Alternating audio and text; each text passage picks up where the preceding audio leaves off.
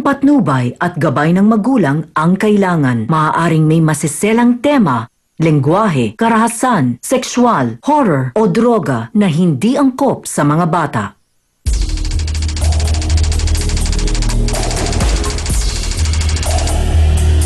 Ngayong umaga, babae walang kamag-anakan. Kaya pananakit ng pamilya ng kinakasama, tinitiis na lang. Nagtutulungan naman talaga nila ako eh. Ito naman talaga eh, hinahawakan ako ng pagbubog sa akin. Sinungalingan yung sinasabi niya para magkapal ang gusto niya. Hindi ako nagawak sa kanya. May dahilan ba para siya ay pagtulungan? Mismo nakita ko nagdadrive ako, nadaanan ko. So, pinabayaan ko na yon. Sa likod ng bahay, may dilim pa. Ang lahat ng mga ginagawa nila, babaliktad sa akin. Harapin natin at pag-usapan dito lang sa nag-iisang Barangay Hall on Air ng mundo. Face to face! Sawera! Let's get ready for Sawera!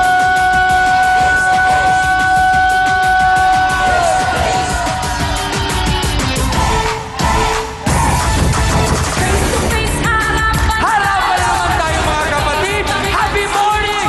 Sugod na! Face to face! Sa bula, sa puti! Nako, sana magbati, hindi ba?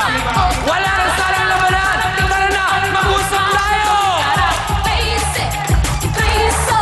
Naku, sadyang makulay ang mukha ng buhay. Tayo magharapan, ating pag-usapan. Aminan, awayan at magukrayan. Gusto mo bang makisawsaw-taran ng kaibigan ka ngayon? Mga kapatid, ano ang ating sigaw? Sinong sisimango? Sinong ngingiti? Kayo dyan! Makisigaw na sa amin! Come on! Bakit talikuran? Harapin mo! Face to face! Yeah! At ngayon, heto na ang First Lady na nag-iisang Barangay Hall on Air! Ang pambansang kapitana, Chang Ami Perez! Hey! Kamusta ang inyong morning, mga kasawsawan? Ito na ang tanong. Bakit nga ba siya pumapayag na saktan? Nasaan ang kanyang mga magulang? Mga kasawsawan, Hans! Get ready! Naku, kakayanin niyo kaya ang ating issue ngayong umagang ito. Feeling ko siyang kami ay mapapaaray. Pero don't worry! Samahan ka namin! Hindi ba, mga kapatid? Kaya namang alertong-alerto na si B1 at B2. At syempre, para tulungan at payuhan at gabayan ang ating mga bisita, nandyan ang mga kasama nating si Attorney Ben Acosta, Dr. Camille Garcia, at Father Sonny Merida. Sila po ang ating mahal na trio tagapayo. So what are you waiting for? Let's make it a come on! Face to face na!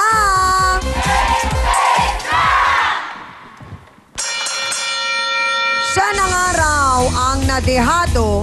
Aba, siya pa ang inireklamo. Bakit? Ano naman ba ang ginawa sa'yo? Alamin nga natin yan mula kay Franklin Emaas. Pasok!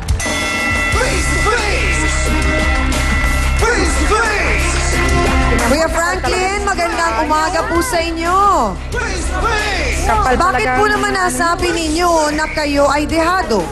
Sinasabi po ni Bina na asawa ko na binugbog ko raw siya. Lagi ko raw siya Si binubugbog. Vina po ay ang asawa ninyo. Asawa ko po, ma'am. Kanino po niya sinabi na binugbog niyo siya? Sa buong kapitbahay namin, sa buong lugar namin.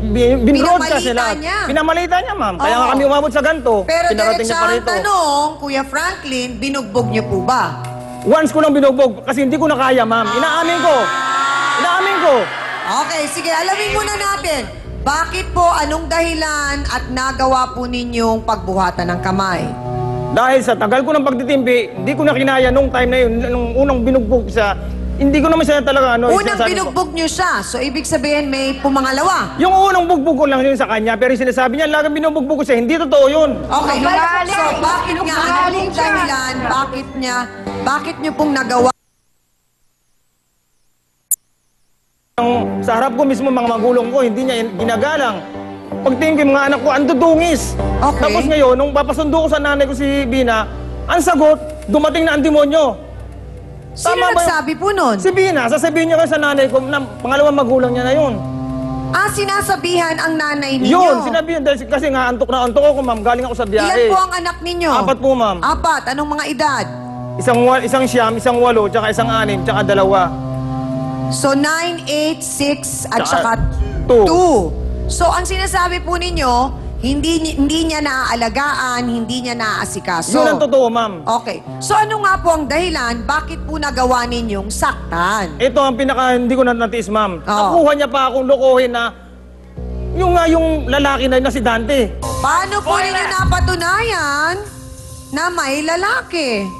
Ma'am, hindi ba naman sapat yung inamin niya sa akin nag-aaway kami? Kung marunong ka man babae, mas marunong rin ako man lalaki.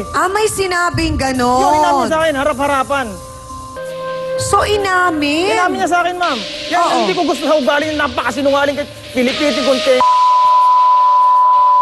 Pero, Mang Franklin, kahit naman po ganon ang nangyari, naunawaan ko po na masakit para sa isang lalaki ang siya ay maloko, pero hindi po sapat na dahilan yon para saktan po ninyong babae dahil mabigat po ang sinasabi ng ating batas tungkol sa lalaki na nananakit ng asawa. Alam ko po yun, ma'am. Oo.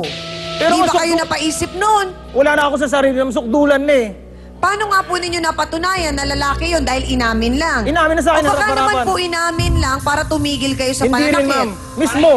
Maraming pinakita rin na sa akin na ebidensya tulad ng tiyahin ko. Anong Yung ebidensya po ginagamit yun? yung cellphone ng tiyahin ko, anong pantawag sa Dante na yan. Paano ginamit ang Kinokontak cellphone? niya para makita sila ron sa likod ng bahay na madilim.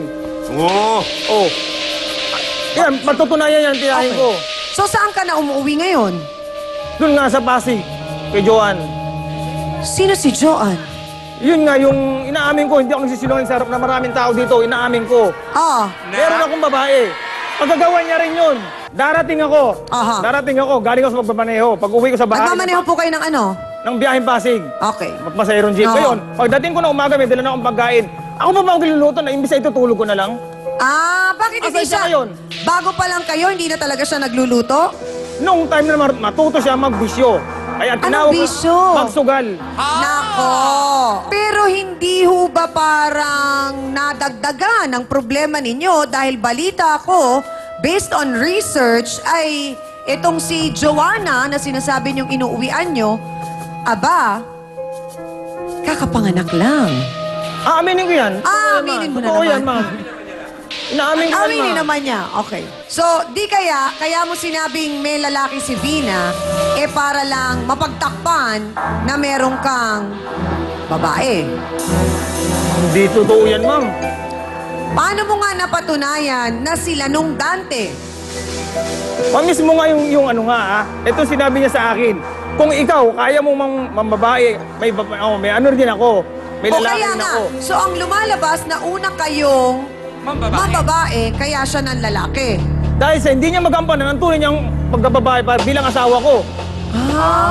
Yung ibibigay niya na lang, ipapapakain niya, ibibili niya lang, binibigay ko sa kanya, papagkain So ang ng mga anak ko. po ninyo, kamusta? 9, 8, 6, 2, nag-aaral?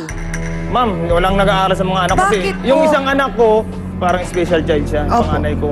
Tapos yung 8 naman, ma'am, siguro naman, irresponsibilidad niya para asikasuhin dahil ako pang gabi ako. So, yung mga pag-aaway ninyo, diretsahang tanong, Mang Franklin, nakikialam ba ang iyong mga magulang kapag nag-aaway kayo ni Vina? Nakikialam yan bilang magpayo, ma'am. Hindi para palakihin ang gulo. Gaano katotoo, Kuya Franklin, na pati ang mga magulang mo nagawang saktan din si Vina?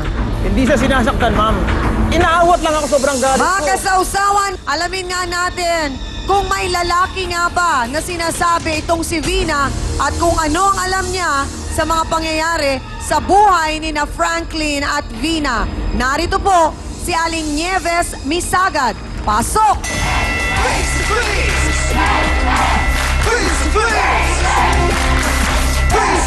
Aling Nieves, sandali lang po, Mang Frank. Lalaki po kayo. Aling Nieves. ang nalalaman ninyo tungkol dito sa naging mainit na awayan ng mag-asawang itong si Franklin at si Vina? Simula po nang tumira sila sa bahay na yon, dalawa lang po ang anak niya. Binubugbog niya na po. Nung mga panahon na yon, may lalaki ba si Vina? Wala po. Siya ang gumagawa talaga ng babae. Nagbababae talaga siya. Ang babae So di talaga kaya parang ang lumalabas, pinagbibintangan lang nung nang aaswang, yung hindi naman umaaswang. Oo. Pero ang totoo, siya yung nang aaswang. Gumawa lang siya ng kwento. Palibasa, ikaw Parang ang takot. kasama niya. Ano yun may kasabihan? Yung takot sa sariling multo. So tignan nga natin kung yung Joy lang ang inaswang nitong si Mang Franklin, baka may iba pa. May lalaki nga ba talaga si Vina? O excuse lang ito para kay Kuya Franklin? Ilan lang yan sa tututukan ninyo mga kapatid. Ito ang...